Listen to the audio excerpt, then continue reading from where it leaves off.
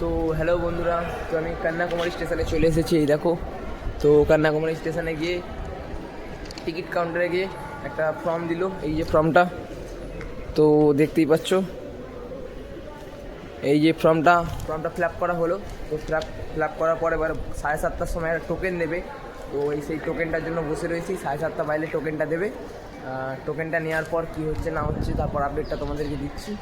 আর আমি স্লিপার টিকিটের জন্য অ্যাপ্লাই করেছি এখানে ফর্মে, তো দেখা যাক কী হয়। তো চলো পুরো আপডেট দেবো, দেখতে থাকো, সাথে থাকো, চলো।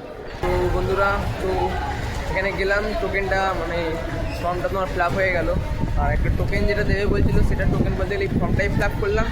এই ফর্মটার মধ্যে ওরা তোমার সব মানে ডিটেলসগুলো টুকলো, আমি কোথায় কী যাবো, কোন ট্রেন, সব কিছু টোকার পর ওরা এখানে ডেট দিয়ে দিল। তো ডেটটা দেওয়ার পর দেখতেই পাচ্ছ, এই যে ফর্মে ওরা লিখে দিয়েছে।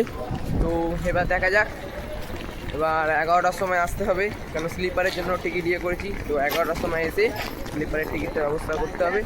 চলো, ফর্মটা মানে টিকিটটা অ্যাকচুয়ালি তুলে নিলাম। তো চলো আগের আপডেট দেবো, তারপর দেখা যাক 11টার সময় আসি। 11টার সময় এসে দেখা যাক কী করা যায়, চলো।